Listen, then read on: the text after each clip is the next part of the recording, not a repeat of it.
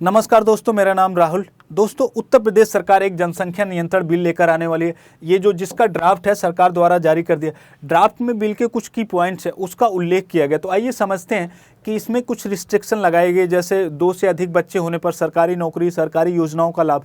यहीं अगर किसी व्यक्ति को 1 या 2 बच्चे करता हो तो उसको सरकार की तरफ से काफ़ी ज़्यादा फैसिलिटीज़ भी मिलने वाले। तो हम एक एक करके समझते हैं। पहले ये समझते हैं कि सरकार की तरफ से क्या क्या रिस्ट्रिक्शन लगाया गया है अगर 2 से अधिक बच्चे होते हैं। तो देखिए, 2 से अधिक बच्चे होने पर सरकारी योजनाओं, जो राज्य सरकार की योजना होगी, उसका लाभ उस व्यक्ति को नहीं मिलेगा। ना ही सरकारी नौकरी के लिए आवेदन कर सकता है 2 से अधिक बच्चे होने पर।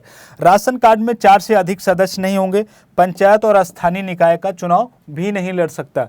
पंचायत स्थानीय निकाय चुनाव में जैसे नगर पालिका, नगर निगम और ग्राम पंचायत, क्षेत्र पंचायत, जिला पंचायत का जो चुनाव होता है वह चुनाव उस व्यक्ति को नहीं लड़ सकता 2 से अधिक बच्चे होने पर। अब यहाँ पे जो सरकारी योजना है और सरकारी नौकरी है, ये सिर्फ स्टेट गवर्नमेंट, राज्य सरकार की जो योजना है और राज्य सरकार की जो नौकरी होगी उसका लाभ उसे नहीं मिलेगा। बाकी सेंट्रल गवर्नमेंट की जो योजना होगी और सेंट्रल गवर्नमेंट की जो नौकरी होगी उसका लाभ उसे मिलता रहेगा, क्योंकि सेंट्रल गवर्नमेंट इस प्रकार का कोई रिस्ट्रिक्शन नहीं लाया है। अब मान लीजिए कोई व्यक्ति है, बिल लागू होने से पहले उसको 2 से अधिक बच्चे थे, 3-4 बच्चे थे। इसी स्थिति में भी उसको इसका लाभ मिलेगा, इन सब योजनाओं का लाभ मिलेगा जैसे पहले मिलता था। बिल लागू होने से बाद मान लीजिए बिल 2022 में लागू हो जाता है। बिल 2022 में लागू हो जाता है और किसी व्यक्ति की शादी हुई है और अभी तक उन्होंने बच्चे की प्लानिंग नहीं की है। बिल लागू हो जाने के बाद अगर वो बच्चे की प्लानिंग करते हैं और 2 से अधिक बच्चे करते हैं तो उनको इन सब सुविधाओं का लाभ नहीं मिलेगा। यहीं पे सरकार द्वारा काफ़ी ज़्यादा प्रोत्साहन भी दिया जा रहा है। अगर कोई व्यक्ति 1 या 2 बच्चे करता है तो उसको सरकार की तरफ से काफ़ी ज़्यादा फैसिलिटीज़ मिलने वाली हैं। तो आइए हम देखते हैं कि 1 बच्चे या 2 बच्चे होने पर सरकार की तरफ से क्या क्या फ़ायदे मिलने वाले हैं। देखिए, 1 बच्चे होने पर जो व्यक्ति 1 चाइल्ड पॉलिसी को फॉलो करता है और वो बीपीएल श्रेणी में आता है, अगर 1 बच्चे करता है और 1 बच्चे होने पर उसके माता पिता में से कोई भी जाके ऑपरेशन करा लेता है। ऑपरेशन करा लेने के बाद अगर वो बच्चा लड़का हुआ तो 80,000 रुपये सरकार की तरफ से मिलेगा। अगर लड़की हुई तो 1 लाख रुपये सरकार की तरफ से उसे प्रोत्साहन राशि दी जाएगी। और ये जो राशि है सिर्फ बीपीएल श्रेणी के अंतर्गत आने वाले परिवार को मिलेगी, बाकी अन्य लोगों को नहीं मिलेगी। यहीं पे अगर किसी आम व्यक्ति को एक लड़की पैदा होती है और वो बाद के माता पिता द्वारा ऑपरेशन करा लेते हैं तो उच्च शिक्षा, जो ग्रेजुएशन तक की शिक्षा है, उसे फ्री शिक्षा सरकार की तरफ से मिलेगी। और जो लड़का हुआ 20 वर्ष तक फ्री शिक्षा सरकार की तरफ से दी जाएगी। इसके अलावा उच्च शिक्षा के लिए छात्रवृत्ति, हायर एजुकेशन के लिए स्कॉलरशिप सरकार की तरफ से दी जाएगी। 1 बच्चे के जो माता पिता होंगे उनके लिए यहीं सरकारी नौकरी में भी उनको काफ़ी ज़्यादा प्राथमिकता दी जाएगी। और जो उच्च शिक्षण संस्थान होते हैं जैसे मेडिकल, इंजीनियर और एम्स हो गए, ऐसे संस्थाओं में भी 1 बच्चे के माता पिता को काफ़ी ज़्यादा प्रायोरिटी दी जाएगी। उनके एडमिशन के लिए उनको काफ़ी ज़्यादा प्रोत्साहित किया जाएगा। यहीं पर अगर 2 बच्चे होते हैं, 2 बच्चे होने पर अगर ऑपरेशन करा लेते हैं, अगर मान लीजिए 2 बच्चे जिसको हुआ और वो सरकारी नौकरी नहीं करते तो उनको, एक आम इंसान है तो उन्हें बिजली, पानी, हाउस टैक्स और होम लोन में काफ़ी छूट मिलेगी। आप जब सिटीज़ में रहते हो वहाँ पे तो आपको बिजली के साथ साथ पानी का भी बिल आता है, तो इसमें सरकार द्वारा काफ़ी छूट दी जाएगी। हाउस टैक्स, घर का जो टैक्स पे करते हैं, इसमें भी सरकार की तरफ से छूट दिया जाएगा। होम लोन, घर बनाने के लिए अगर आप होम लोन लेते हैं किसी बैंक से, शॉप लोन, तो सरकार की तरफ से भी उसमें काफ़ी छूट दिया जाएगा। इस प्रकार का प्रावधान सरकार करने जा रही है अगर जिस व्यक्ति को 2 बच्चे होते हैं।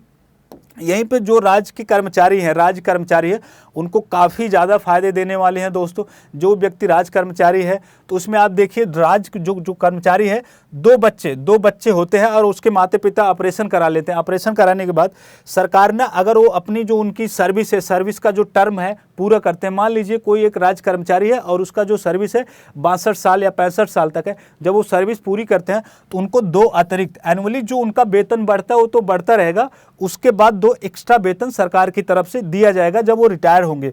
इसके अलावा वेतन भत्ते के साथ 12 महीने का मातृत्व और पितृत्व अवकाश दिया जाएगा। मान लीजिए कोई एक स्त्री है जो राज्य कर्मचारी है और वो माँ बनने वाली है, इसी स्थिति में राज्य सरकार द्वारा उसे 12 महीने की छुट्टी दी जाएगी। 12 महीने की छुट्टी वो ले सकती है और उसका वेतन नहीं काटा जाएगा, वेतन भत्ते उसे मिलता रहेगा।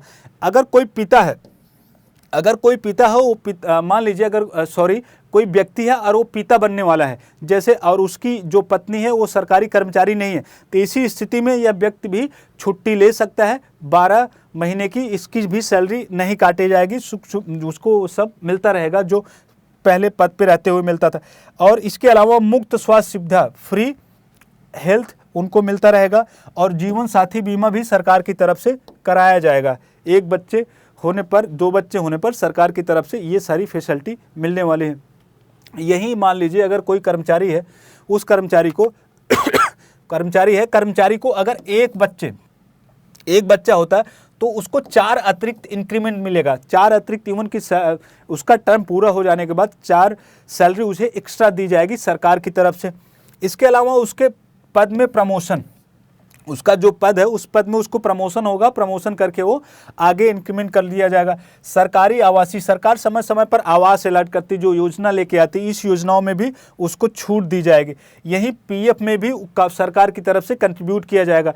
मान लीजिए कोई सरकारी कर्मचारी है, अभी उसको जो सैलरी का 12% पीएफ कटता है, तो उसमें सरकार अपने तरफ से 12 इंक्लूड करती है, एक्स्ट्रा और 3% इंक्लूड करेगी एक बच्चे जिस कर्मचारी को होंगे। इस प्रकार की स्कीम सरकार देने वाली है उनको जो सरकारी कर्मचारी हैं और एक बच्चे की पॉलिसी को फॉलो करते हैं। तो यहीं पे अब ये क्वेश्चन है कि उत्तर प्रदेश जो जनसंख्या नियंत्रण बिल है ये लागू कब होगा।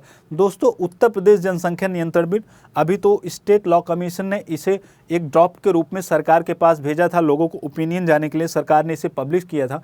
19 जुलाई तक अगर कोई व्यक्ति अगर कोई अपना ओपिनियन देना चाहता है तो सरकार ज़रूर उसके ओपिनियन को देखेगी, अगर उसे अच्छा लगा तो उसको शामिल करेगी। यहीं पर अब इसके बाद जो स्टेट लॉ कमीशन है प्रॉपर बिल के रूप में मेंशन करके सरकार के पास भेजेगा और सरकार इसे विधानसभा विधान परिषद में लेकर जाएगी, वहां से पास कराएगी। पास कराने के बाद अगर राज्यपाल की मुहर लग जाती है तो इसी स्थिति में यह बिल लागू हो जाएगा। मान लीजिए कि 1 साल के बाद ये बिल लागू हो जाएगा। बिल लागू हो जाने के बाद जो 1 साल के अंदर जो सरकारी कर्मचारी हैं, राज्य सरकार के अंतर्गत जो राज्य सरकार के कर्मचारी हैं उनको लिए, और जो स्थानीय निकाय में चुने गए प्रतिनिधि हैं, इन सब के लिए एक बाउंडेशन होगी। ये सब लोग एक एफिडेविट सरकार को देंगे, इवन एक हलफनामा देंगे कि ये लोग इस कानून का उल्लंघन नहीं करेंगे। मान लीजिए कोई व्यक्ति, इवन सरकारी कर्मचारी भी है, वो लोग कहते हैं कि मैं जो जनसंख्या नियंत्रण बिल है इसको नहीं मानता, मैं जनसंख्या नियंत्रण बिल को नहीं मानता, तो इसी स्थिति में सरकार उनके साथ क्या बिहेव करेगी। ऐसा नहीं कि सरकार उन्हें जेल में डाल देगी, ऐसा कुछ भी नहीं। बस सरकार उन्हें उनके पद से, और अगर आम आदमी है तो सरकार की जो योजना है उससे लाभ से वंचित कर दे। अगर कोई ऐसा व्यक्ति है वो सच्चा में कहता है कि मैं सरकार की कोई योजना का लाभ नहीं लेना चाहता और मैं सरकारी नौकरी नहीं करना चाहता, तो अपना परिवार बढ़ा सकता, उसके लिए कोई रिस्ट्रिक्शन नहीं है सरकार। अब बिल लागू हो जाने के बाद जो सरकारी कर्मचारी है अगर वो इसको नहीं मानते तो उन्हें तत्काल प्रभाव से बर्खास्त कर दिया जाएगा और राज्य सरकार की जो नौकरी हो कभी आवेदन नहीं कर सकते, और जो 77 सरकारी योजना है उसका भी उन्हें लाभ नहीं मिलेगा। इसी प्रकार अगर जनप्रतिनिधि हैं, अगर इसी प्रकार जो कि ग्राम पंचायत, क्षेत्र पंचायत, जिला पंचायत, नगर निगम के जो मेंबर्स हैं जो चुने गए हैं, अगर ये लोग भी इसका उल्लंघन करते हैं, बाद में तीसरी संतान पैदा करते हैं, तो इन्हें भी इनके पद से हटा दिया जाएगा। तो कभी कभी 2 बच्चे के बराबर 1 बच्चा हुआ, बाद में जुड़वा बच्चे हो 3 बच्चे हो जाते हैं, जुड़वा 1 बच्चे हो जाते हैं, तो क्या ऐसी स्थिति में भी सरकार उन्हें पद से हटा सकती है? ऐसा कुछ नहीं। हम इसे अच्छे तरीके से समझने का प्रयास करते हैं। मान लीजिए जो पॉपुलेशन कंट्रोल बिल है 2022 में लागू हो गया है, 2022 में लागू हो गया। इसके बाद ए और बी एक पति पत्नी है। अब हम मान सकते हैं कि ये लोग एक सरकारी कर्मचारी हैं, स्थानीय निकाय में चुने गए प्रतिनिधि भी होते हैं, और इन्हें एक बच्चा पैदा होता है 2023 में एक बच्चा पैदा होता है और 2025 में भी एक बच्चा पैदा होता है। तो इसी स्थिति में इन लोगों ने कानून का उल्लंघन नहीं किया है। जो सरकारी अगर कर्मचारी हैं तो अपने पद पे रहेंगे। बाद में इन लोगों ने एक और बच्चा करते हैं, मान लीजिए 2027 में इन लोगों ने एक और बच्चा पैदा करते हैं, तो इसी स्थिति में ये लोग कानून का उल्लंघन किया है और उन्हें उनके पद से हटा दिया जाएगा। राइट। अगर यहीं पे मान लीजिए अगर यहीं पे इनको 2023 में एक बच्चा पैदा हुआ और 2025 में 2 साल के बाद 3 बच्चे पैदा हो गए जुड़वा, या 2 बच्चे जुड़वा पैदा हो गए, तो इसी स्थिति में इनको सरकार इनके पद से नहीं हटाएगी, क्योंकि ये जो जुड़वा बच्चे पैदा हुए इसको ही 2 बच्चे के रूप में गिना जाएगा सरकार की तरफ से। 2 ही बच्चे के रूप में गिना जाएगा। मान लीजिए कभी कभी क्या होता है कि व्यक्ति ने ऑपरेशन करा लिया, 1 बच्चा हुआ और 2 बच्चा हुआ के बाद ऑपरेशन करा लिया, ऑपरेशन कराने के बाद कभी ऑपरेशन फेल भी हो जाता है, तो क्या उन्हें पद से हटाया जाएगा? ऐसा नहीं है। ऑपरेशन कराने के बाद भी अगर इनको एक बच्चा पैदा हो जाता है ऑपरेशन फेल करने के बाद, फिर भी इन्हें सरकार की तरफ से 50,000 रुपये का मुआवजा दिया जाएगा। सरकार की तरफ से इन्हें 50,000 का मुआवजा दिया जाएगा, राइट। इन्हें प्रकार की कोई कार्रवाई नहीं की जाएगी। और किसी व्यक्ति को मान लीजिए 1 बच्चा हुआ और जो दूसरा बच्चा हुआ वो विकलांग पैदा हो गया, राइट, तो इसी स्थिति में भी उसको भी छूट है कि वो दोबारा एक बच्चा और कर सकता है। अब किसी व्यक्ति को मान लीजिए एक बार जो पैदा हुआ, एक ही बार में 3 जुड़वा बच्चे पैदा हो जाते हैं, एक ही बार में 3 जुड़वा बच्चे पैदा हो जाते हैं, तो ऐसी स्थिति में यह व्यक्ति दोबारा बच्चे नहीं कर सकता। अगर दोबारा बच्चे करता है तो मान लीजिए ये जनसंख्या नियंत्रण कानून है, इसका उल्लंघन करता है। और यहीं पे ध्यान देने वाली दोस्तें, मान लीजिए कोई व्यक्ति है जिसका इंडिविजुअल कानून उसे 2 से अधिक शादी करने की इजाज़त देता है, तो इसके लिए क्या प्रावधान किया है सरकार ने? मान लीजिए कोई व्यक्ति है, ये एक व्यक्ति है और इसका जो कानून है ये 2 से अधिक शादियां करने की इजाज़त देता है। इसी स्थिति में इन्होंने 3 शादी की, एक इसकी पत्नी है बी और एक सी और एक डी। मान लीजिए बी से 1 बच्चा पैदा हुआ, सी से 2 और डी से 1, तो इन्होंने इस कानून का उल्लंघन किया है। सरकार की जो योजना होगी ए को इसका कोई लाभ नहीं मिलेगा। यहीं पे ए और डी को एक जोड़े के रूप में, ए और सी को एक अलग जोड़े के रूप में, तो डी ने कानून का उल्लंघन नहीं किया, इनको इस योजनाओं का लाभ मिलेगा। इस प्रकार का प्रावधान सरकार करने जा रहे। तो इवन जो सरकार जनसंख्या नियंत्रण, काफ़ी ज़्यादा जनसंख्या उत्तर प्रदेश में बढ़ रही है, तो इसी में इसे कंट्रोल करने के लिए सरकार ने यह प्रावधान किया। अगर इस जनसंख्या कानून में आप अगर अपना कोई सुझाव देना चाहोगे तो ये स्टेट लॉ कमीशन की एक मेल आईडी है, 19 जुलाई तक आप इसमें अपना सुझाव दे सकते हो। अगर आप सरकार को ये सुझाव अच्छा लगा तो सरकार जरूर इसमें शामिल करेगी। अगर आपको ये वीडियो पसंद आया हो तो प्लीज़ इस वीडियो को लाइक कर दीजिए और ये जो वीडियो है इसको शेयर कर दिए, क्योंकि जो नेचुरल जानकारी है ना लोगों के पास पहुंच नहीं पाती। तो आप इस वीडियो को अधिक से अधिक शेयर कीजिए, हमारे चैनल को सब्सक्राइब कर लीजिए ताकि हम जब दोबारा वीडियो बनाएं तो आपके पहले ये अपडेट आपके पास पहुँच जाए। धन्यवाद।